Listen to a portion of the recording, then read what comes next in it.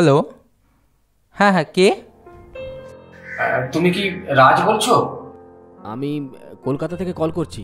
তোমার দিদির বাড়িওয়ালা বলছি। তোমার দিদি সুইসাইড করেছে।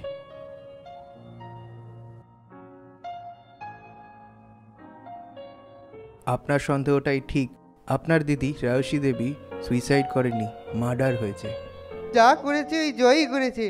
জয় স্মৃতিকে পছন্দ করতো। বাড়িওয়ালার কোনো পাত্তা নেই।